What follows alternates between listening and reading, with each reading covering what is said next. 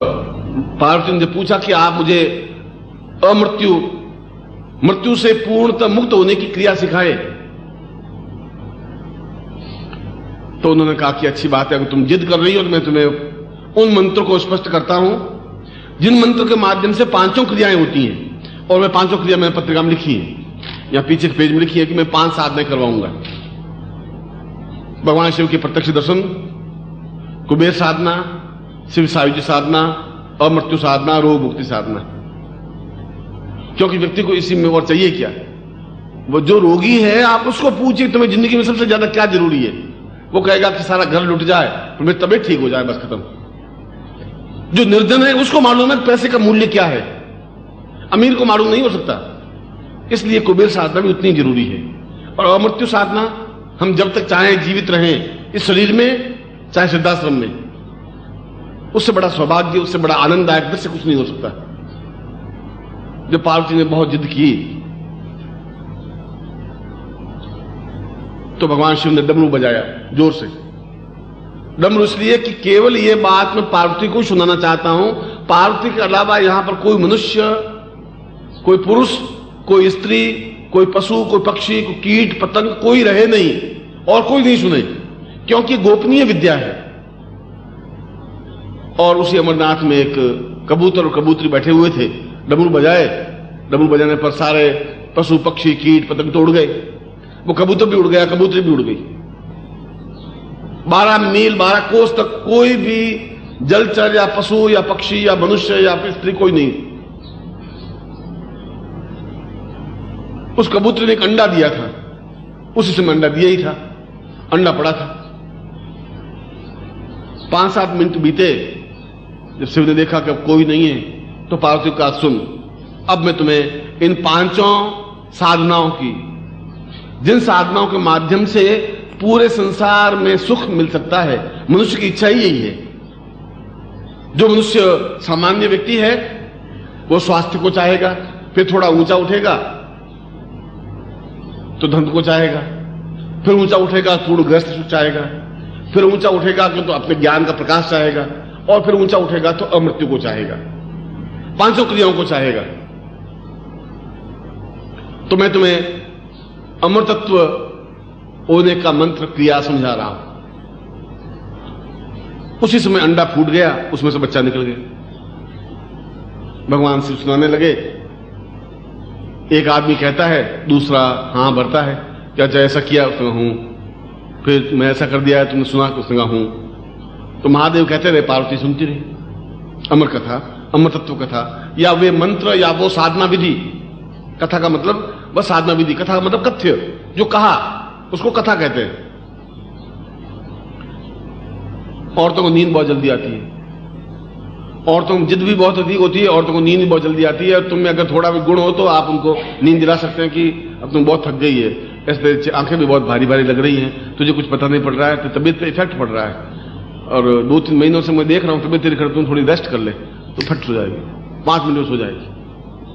अब तुम्हें गुण होना चाहिए, तुम कभी गुण, इसको ये एक्सपेरिमेंट भी आजमाओ। पार्वती ने कहा, शिव ने कहा क्या हुआ, तुम थकी हुई बहुत हो?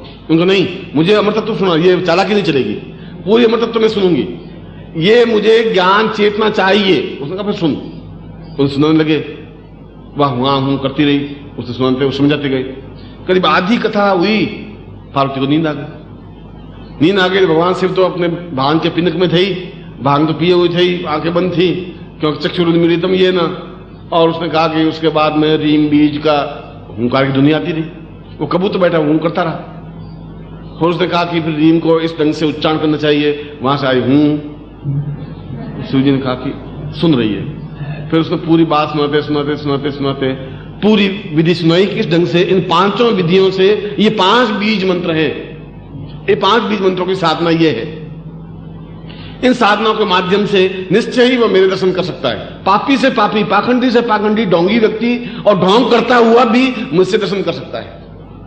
छल करता हुआ भी करोड़पति बन सकता है, रोग मुक्त हो सकता है, कुबेर सिद्धि प्राप्त कर सकता है। वो सारी विधियां बताई, और उसने शायद रुपए में 4 आने भर तो पार्वती ने सुनी, और 12 आने भर उस कबूतर के बच्चे ने बैठे बैठे सुनता रहा, हूं करता रहा। उनता उनता फिर पूरी बात हुई तो भगवान शिव ने आंख खोली, पूरी बात समझी तू? उसने कहा कि क्या बात, क्या? उसने कहा बात क्या? पूरा अमर तत्व तो तुम्हें सुनाया था। उनका सुनाया तो था, गर्मी बहुत थी और ठंडी ठंडी हवा चल रही थी। तुम कभी अमरनाथ मेरे साथ चले नहीं हो, मैं अमरनाथ गया था 2-3 साल पहले। तो आपने मुझे कहा था कि वो रीम बीज, वो बस वहां तक तो सुना था, फिर बाद में क्या हुआ? उसने कहा रीम बीज वो तो बहुत पहले की बात हुई, उसके बाद एक घंटे पर तक मैं और तुम्हें पूरी विधि समझाई है। उसने कहा मैं तो नींद आ गई। तो फिर मुंह कौन कर रहा था, आवाज कौन कर रहा था? इस 12 कोष में तो कोई पक्षी नहीं, डमरू बजाया मैंने। उनका मैं डमरू बजाया कि नहीं जो है ये तो मुझे मालूम नहीं, मैंने मैं तो नींद ली थी। शिव ने ऊंचा नेत्र उठाया, कबूतर बैठा हुआ दिखाई दिया। उससे पार्वती के अलावा इसने भी अमर कथा सुन ली है। और अगर ये संसार में फैल गई तो कोई मरेगा नहीं, और मरेगा नहीं तो नया पैदा कहां से होगा? तो ये संसार तो इतना गंदा, इतना घटिया हो जाएगा, सब जहां देखो बुढ़े बुढ़े चेहरे दिखाई देंगे, मरेगा तो एक भी नहीं, नए पैदा होंगे नहीं। और नए पैदा होते गए और बुढ़े मरते नहीं गए तो पृथ्वी पर तिल रखने की जगह नहीं होगी, भीड़ से भीड़ छिटी हुई होगी।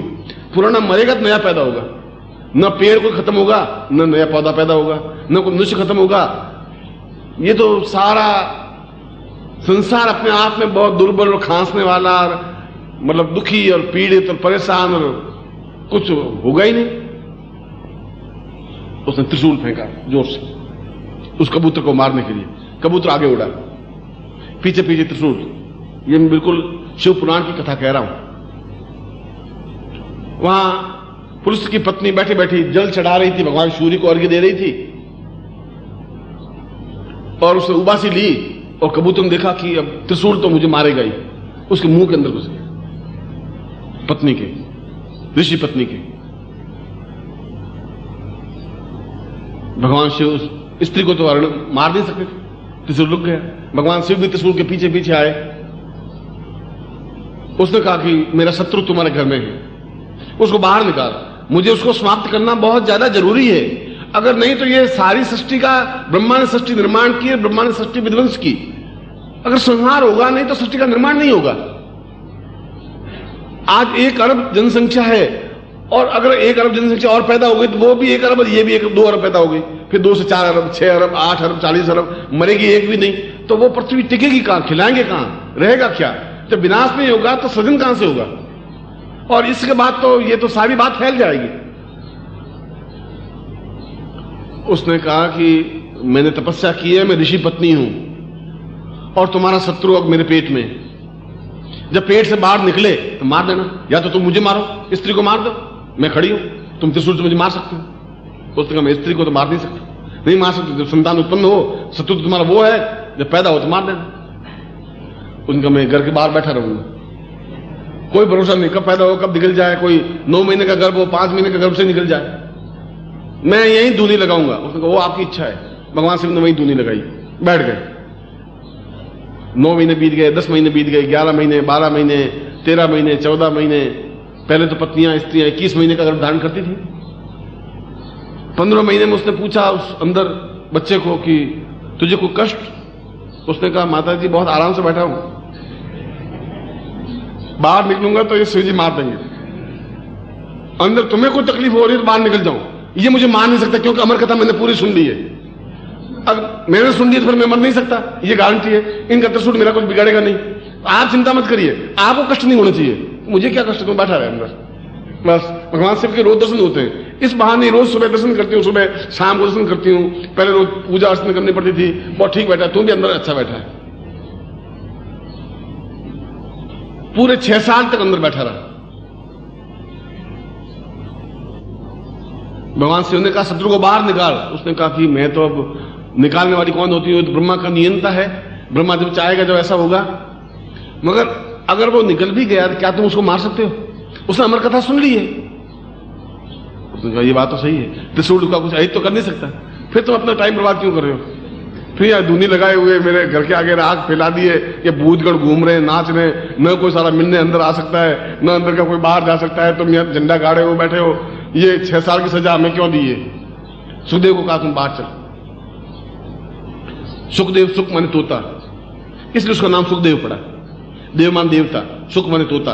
वो तोता जो था वो अंदर गर्भ में बालक बना, इसलिए उसको सुखदेव कहा, इसे अगर्भा बालक कहा गया। वो जो ही बाहर निकला, और अगर मैं ये कह रहा हूं तो आपको सारा आश्चर्य लग रहा है कि ऐसा कैसे, तोता कैसे अंदर घुसा और ऐसा कैसे हुआ। और मैं ये कह रहा हूं कि सिद्धाश्रम इतना लंबा चौड़ा है कि वहां दूध या प्रकाश और वहां पत्ते मुरझाते नहीं, गुलाब कभी मुरझाते नहीं है, वृद्धावस्था को प्राप्त नहीं होते हैं, तो आप कह रहे हैं कैसा होगा। और मैं कह रहा हूं कि अमेरिका में 104 मंजिल की एक मकान है, न्यूयॉर्क में मैनहट्टन में जाएं तो ये तो एक मंजिल, फिर 2, 3, 4, 104 मंजिल। आप कल्पना करें कि यूं देख नहीं सकता आदमी, ठेली यूं करेगा तो 104 मंजिल दिखाई देगी। और लिफ्ट से ऊपर जाने में भी कम से कम 10 मिनट लगते हैं 104 मंजिल जाने में। तो गुरु जी ऐसा हो सकता है क्या? अब तुम अमेरिका जाओ तो देखो, तभी कंफर्म होगी। और जब उस साधनाओं में तुम पहुंचोगे तो मालूम पड़ेगा कि ऐसा हो सकता है। वह पैदा हुआ और पैदा होते रवाना हो गया। उसके पिता पीछे दौड़े, पुलिस दौड़े, मां दौड़ी। उसने कहा बेटे तुम क्या कर रहे हो, कहां जा रहे हो? बुढ़ापे में बड़ी मुश्किल से तुम्हें पाला है, पोसा है। उसने कहा कौन, मां क्या होती है, पिता क्या होते हैं? ये तो केवल एक निमित्त मात्र होते हैं। तुम एक निमित्त मात्र हो, जन्म देने का एक आधार हो। मेरे जीवन के कर्मों को पूर्ण देने का आधार नहीं हो, जन्म देने के आधार हो। तुमने जन्म दिया है, इस बात के लिए मैं तुम्हारा ऋणी हूं, मगर तुम मेरे जीवन के कर्मों का संचय नहीं कर सकते। मेरे जीवन को एकदम चक्षुरुन्मीलितम येन तस्मै श्री गुरुवे नमः, वो ज्ञान मुझे तुम नहीं दे सकते। उसके लिए मुझे किसी गुरु को ढूंढना पड़ेगा, मुझे जाना पड़ेगा उस जगह। अगर मैं वहां नहीं जाऊंगा, जीवन बहुत छोटा सा है, मैं ऐसा नहीं कर सकता। मैं एक मामूली व्यक्ति बनकर के जिंदा नहीं रहना चाहता हूं। 88,000 ऋषि हैं, मैं उनका सभापति बनूं, मैं चाहता तो वैसा हूं। मैं बनूंगा तो अद्वितीय बनूंगा, ऐसा सामान्य व्यक्तित्व तो नहीं बनूंगा। एक मील तक वो जमदग्नि पीछे पीछे दौड़े। आगे तालाब था, गांव के बाहर तालाब होते थे पहले, वहीं औरतें भी स्नान करती थी, पुरुष भी स्नान करते थे, ऐसा था। वहां कुछ स्त्रियां स्नान कर रही थी। सुखदेव पास में से निकले तो औरतें स्नान करती रही, हो हल्ला करती रही। फिर जमदग्नि निकले पास में से तो हड़बड़ा करके औरतें बाहर निकली। बुढ़ा आया है, शराबी गालियां देगा कि तुम्हें शर्म नहीं आती है, दिन को स्नान करती हो, तालाब में स्नान करती हो। उनकी आते होती है, उनको और तो कोई पूछे नहीं, तो बैठे बैठे बड़बड़ाते रहते हैं। घर में अगर तुम्हें कोई वृद्ध हो तो वो देखते रहे, वो चूड़ी बाजे बजता ही रहता है 24 घंटे। वो बाहर निकले तो जमदग्नि ने कहा कि तुम्हें शर्म नहीं आती? मेरा जवान लड़का पास में निकल गया था तो तुम पानी से बाहर निकली नहीं, स्नान करती रही, और मैं वृद्ध आंखों से दिखाई दे नहीं, और मैं जब पास में निकला तो तुम हड़बड़ा के कपड़े पहनने लगी। उसने कहा तुम्हारे पुत्र की आंखों में तो कोई विकार है, इनको पता ही नहीं कि हम स्नान कर रही हैं। तुमने घूर के देखा भी कि तालाब है, फिर और आंखें खोल के देखा कि कोई लड़कियां स्नान कर रही हैं, तुम थोड़े नजदीक भी आए, तुम्हारी आंखों में विकार है, इसलिए शर्म तुमसे हमें आ रही है। उस आगे से मुझे शर्म थी नहीं। और वो आगे जाकर सुखदेव भागवतकार बने, भागवत की रचना की। भागवत एक पुराण है, पूरे पुराण की रचना की, और 88,000 ऋषियों के अध्यक्ष बने। यह तो एक मैंने उस कथा को आपको सामने स्पष्ट किया कि उस मंत्र को, जो मैं मंत्र आपको देने जा रहा हूं, वह मंत्र स्वयं भगवान शिव का दिया हुआ है, इसलिए यह मंत्र अगर्भा है, जो गर्भ से जन्म नहीं दिया है, जो मंत्र अपने आप में पूर्ण है, और जिस मंत्र के माध्यम से 5 सिद्धियां प्राप्त होती हैं। आप नोट कर लीजिए, अगर नोट करना हो, या समझ लीजिए, जैसे कि 5 सिद्धियां उसी कंटिन्यूशन में।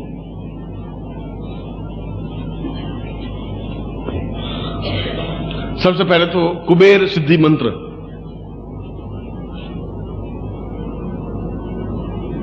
नंबर 2 स्वर्णावती सिद्धि मंत्र, नंबर 3 अन्नपूर्णा सिद्धि मंत्र, नंबर 4 शत्रु संहारक सिद्धि मंत्र, और शिव प्रत्यक्ष सिद्धि मंत्र। शत्रु संहारक में रोग मुक्ति अपने आप में, रोग भी हमारा शत्रु है, निर्धनता हमारी शत्रु है। शत्रु का मतलब है जिस वजह से हमें तकलीफ होती हो उनको समाप्त करना, इसलिए उसको शत्रु संहारक कहते हैं। अन्नपूर्णा का मतलब है घर में परिवार में सुख शांति पूर्णता हो, पत्नी हो, पुत्र हो, बंधु बांधव, पूर्ण ग्रह सुख हो। कुबेर साधना का मतलब है ऐश्वर्य हो, धन हो, लक्ष्मी हो, हम खर्च करें, जीवन में कमी नहीं आए। इसलिए इन 5 प्रकार के मंत्रों का समावेश और फिर सुमेरु, माला के ऊपर एक मन का होता है, उसको सुमेरु कहते हैं। वह अपने आप में अमृतत्व साधना मंत्र प्रयोग, इन 6 मंत्रों के समावेश से यह मंत्र अपने आप में बना है। इसलिए इस मंत्र को सुखदेव मंत्र भी कहते हैं, शिव सायुज्य मंत्र भी कहते हैं, और इस मंत्र को अमरतत्व मंत्र भी कहते हैं। शास्त्रों में जहां पर भी इन शब्दों का प्रयोग आवे तो इसी मंत्र को समझना चाहिए। और यह मंत्र अपने आप में गोपनीय रहा है। कितना गोपनीय, भगवान शिव नहीं चाहते थे कि प्रकट हो, और आप चाहते हैं फिर प्रकट कैसे हुआ? प्रकट हुआ सुखदेव की वजह से।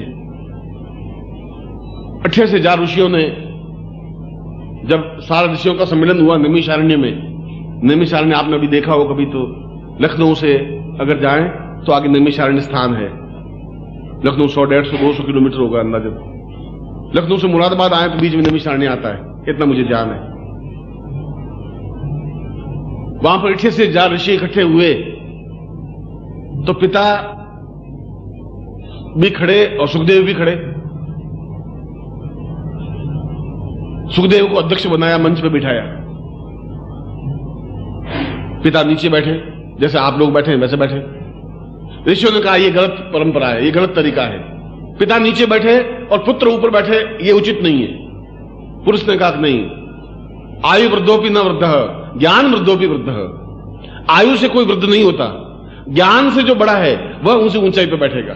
उम्र से इसका कोई संबंध नहीं है। चाहे मेरा पुत्र हो चाहे कोई हो, जो ज्ञान वृद्धि है, मुझसे ज्यादा ज्ञानवान है। इतना बड़ा ज्ञानवान की पैदा होते ही तो समझ लिया कि तुम केवल मेरे जन्म के एक का कर्ता हो। मेरे जीवन का उद्देश्य कुछ और है, और मेरे जीवन का उद्देश्य गुरु को ढूंढना है। पहला उत्तर सुखदेव का यही था, मेरे जीवन का उद्देश्य गुरु को ढूंढना है, गुरु के द्वारा अपने अंधकार को दूर करना है, और उस अंधकार को दूर करके मैं समस्त देवताओं का दर्शन करना चाहता हूं। सायुज्य, आमने सामने बैठ करके बात करना चाहता हूं। और अगर जिंदगी में नहीं कर पाए तो फिर जिंदगी का मकसद क्या हुआ? कल सफेद बाल हो जाएंगे, परसों में चिता पे जाकर सो जाऊंगा, फिर जीवन को बहुत पछताऊंगा। मरते समय मेरी आंख में आंसू होंगे।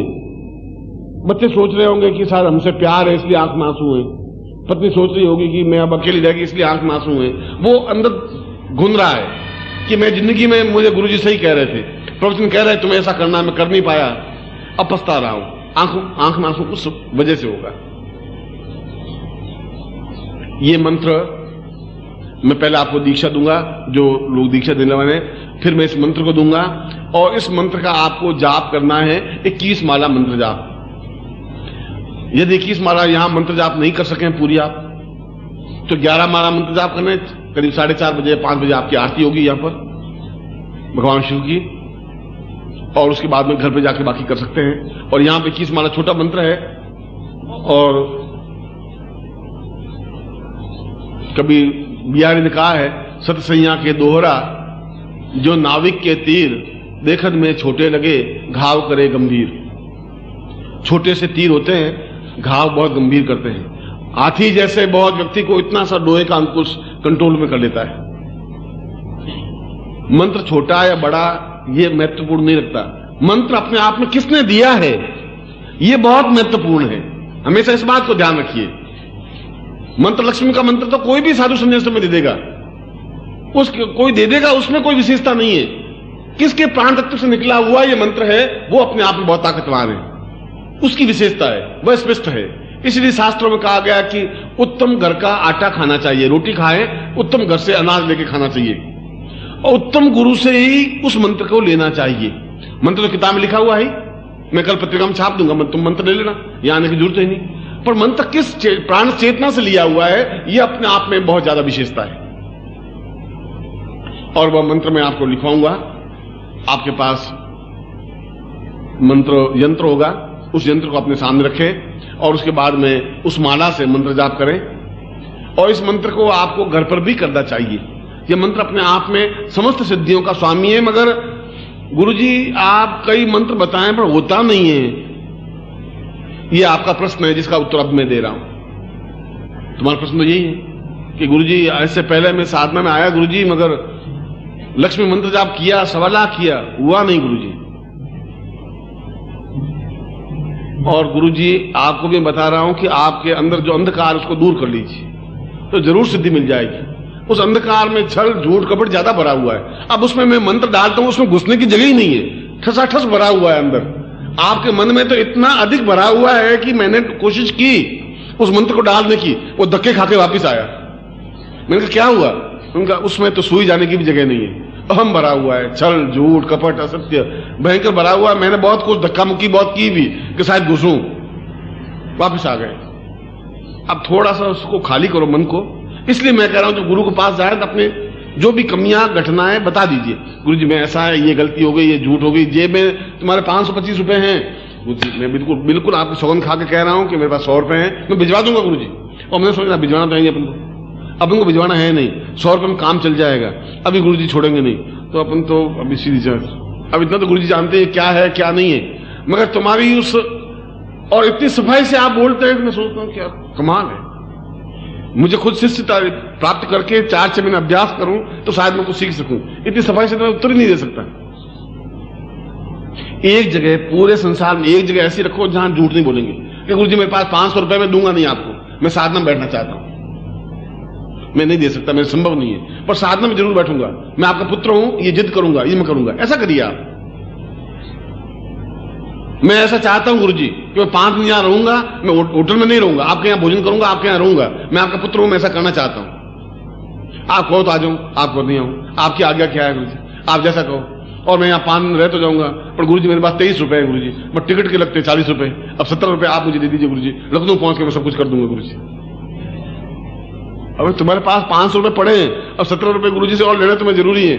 अब तुम, मुझे गौरव है तुम्हारे जैसे महाशिष्यों का गुरु होने का भी गौरव होता है, इस बात का तो गौरव है ही। इसलिए चक्षुरुन्मीलितम, थोड़ा सा उसमें भरा हुआ बहुत ज्यादा है, थोड़ा खाली कर दीजिए, खाली कर दीजिए। मेरे जीवन में बहुत कुछ तुम्हें दे दूंगा, फिर मैं जो कुछ दूं वो उसको भरिए। फिर अपने जीवन के 40 साल तुमने बिताए और अगले 10 साल जैसे मैं बिताऊं उनका तुलना करिए, फिर आप निर्णय करिए कि मैं तुम्हें कितना सही बात कह रहा था। अब आप दीक्षा लेने वाले सीधे बैठ जाइए, हाथ जोड़ दीजिए। दीक्षा लेने वाले श्रीमन महागणाधिपति मां लक्ष्मी नारायणाभ्यान्मा मां महेश्वराभ्यान्मा सचिपुरुन्द्राभ्यान्मा माता पिता चरण कमलेभ्योन्मा इष्ट देवताभ्योन्मा कुल देवताभ्योन्मा ग्राम देवताभ्योन्मा स्थान देवताभ्योन्मा वास्तु देवताभ्योन्मा वाणी हिरण्यगर्भाभ्यान्मा सचिपुरुन्द्राभ्यान्मा सर्वेभ्यो देवेभ्योन्मा सर्वेभ्यो ब्राह्मणेभ्योन्मा तत्रादु संकल्पम कुर्यात। दाहिने हाथ में जल लीजिए, आपके पास पानी है राइट हैंड में।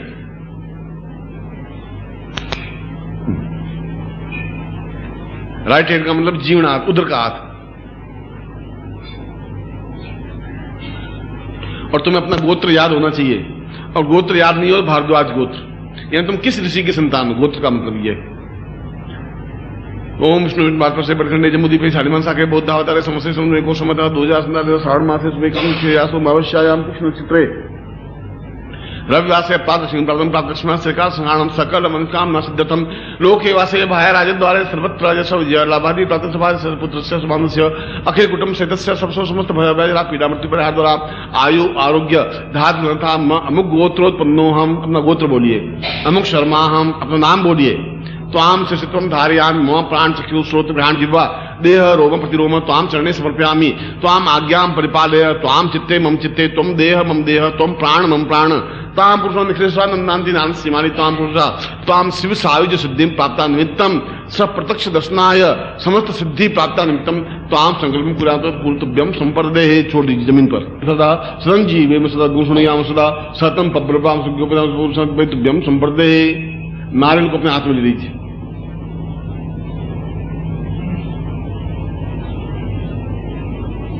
नारियल के ऊपर यज्ञोपवीत पड़ा है तुम्हारा, यज्ञोपवीत है, नाल के ऊपर रख दीजिए और चित्र को नीचे रख दीजिए, चित्र को नीचे रख दीजिए। हाँ, नाल को सीधा लीजिए, सीधा लीजिए। हाँ, यो ओम विष्णु मार्ग से बदलने वाले पुरुषों तस्मान मुझे माला ब्राह्मण स्वाचित मंगल संगम में पुण्याहनोगाम कुजाक्षतम जान नमन कमला मुकुल पुष्पाणि पांतु सोचनाम पांतु आयुष मतो तांबूलानि पांतु ऐश्वर्य सुनाम पांतु आरोग्य मतो दीर्घ आयु श्रेय शांति पुष्टि तुष्टि शास्त्र शीर्षो विद्या विनियोगितम बहुपुत्रम बहुधनम शासम चारणम का कृत्वा सर्वा वेदक या कणकम मारंबा सुभा स्वप्ना परमात्मा कामति मुक्ति कात्या निदाम मुक्ति माहेश्वरम भगवती रिद्धि करिता मुक्ति सिद्धि करिता मुक्ति पुष्टि करिता मुक्ति भगवंतु सुगुण स्वकलिता पितम स्वाग्रंथमंदई पुरुषाम अतस्मानं सचिंति शिवगौर्या पुरुषाम अतस्मानं से पुरुषाम स चैतन्यो एतस्मानं स मम शिष्यत्व पूर्ण सिद्धि आयु प्राप्त ब्रह्म संपर्दे। नाल को नीचे रख दीजिए और यज्ञ पवित्र को खोल दीजिए। बल बुद्धि साहस तेजस्विता प्राप्त निमित्तम स्कृदेवैदम पुरुषताचकम उच्चरता सेम सदा सदन जीवेम सदगुषुणया सदा सतम पवित्रम सिद्धोपवित्रम पद्मम पवित्रम प्रजापतिर्या सजन पुस्तार आशमुग्रम प्रतिम शुभ्रम यज्ञ पवित्रम नियामी। गले में पहन लीजिए और दाहिना हाथ उसमें से निकाल दीजिए, राइट हैंड।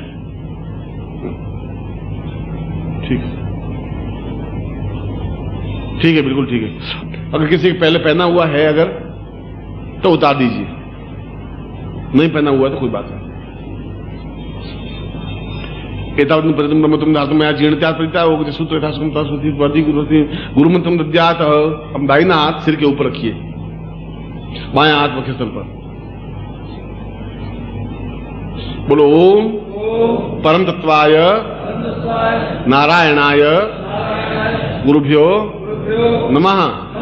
ओम परम तत्वाय नारायणाय गुरुभ्यो नमः। ओम परम तत्वाय नारायणाय गुरुभ्यो नमः। चेतन था ओम ह्रीम मम प्राण देह रोम प्रतिरोम चैतन्य जाग्रय ह्रीम ओम नमः। तद गायत्री था ओम भूर्भुवः स्वः तत्सवि तुर वरेण्यम भर्गो देवस्य धीमहि धियो यो नः प्रचोदयात्। हाथ नीचे कर दो। ताम पुरुषम अथासमानम स्वचैतन्यम परिपूर्णं मंत्रार्था सफला संतो पूर्णाम संतो नोर्था शत्रुनाम नासोस्तो मित्राणाम उदित्वा ऋग्वेदोथ यजुर्वेद सामवेद थर्ण ब्रह्माकस्थान्त्यम हन्तीन्द्र सर्वाम अक्षतान प्रस्तुतिम घनति नराचत्वारोर्ते लक्ष्मी आयु बुद्धि यशोबलम श्रीवर्ति समय स्मार्ग्यम मां विदत् प्रमाण महिते धान्यम धनम पशुपुत्र लाभ समसम दीर्घमायु मम शिष्यत्वम सुख सौभाग्य धन धान्य ऐश्वर्य प्रदान तुभ्यम संपर्दे। हाथ नीचे कर दो। अब मैं आपको मंत्र लिखवा देता हूं, पेन दे। मैं मंत्र का उच्चारण करवा देता हूं क्यों गुरु मुख से मंत्र मिलना चाहिए। दो दाहिना हाथ ऊपर उठा दीजिए, राइट हैंड सीधा मेरी तरफ हाथ होना चाहिए। तना हुआ हाथ हो, यूं हाथ हो, मतलब यूं हाथ नहीं होना चाहिए, यूं भी नहीं होना चाहिए, बस ऐसा हाथ होना चाहिए जिससे कि आप शक्ति प्राप्त कर पाते हो, ऐसा और तना हुआ हो। बोलो ओम ऐं श्रीं ह्रीं क्लीं अमृतत्व सिद्धिं शिवाय नमः। ओम ऐं श्रीं ह्रीं क्लीं अमृतत्व सिद्धिं शिवाय नमः। ओम ऐं श्रीं ह्रीं क्लीं अमृतत्व सिद्धिं शिवाय नमः। अपने दोनों हाथ कर लीजिए और हथेली मेरी तरफ होनी चाहिए।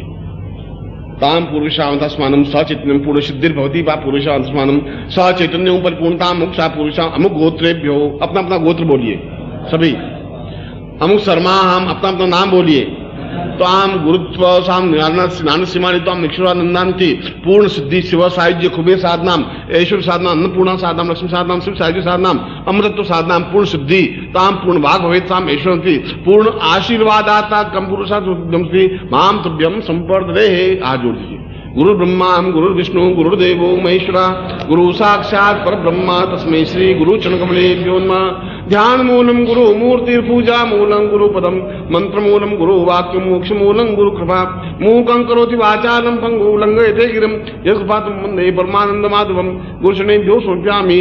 त्वमेव माता च पिता त्वमेव त्वमेव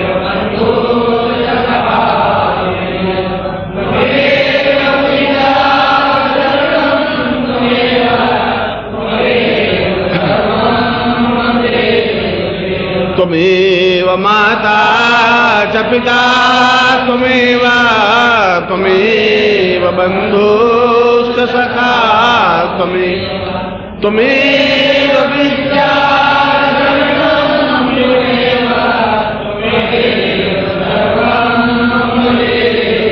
अरे त्वमेव माता च पिता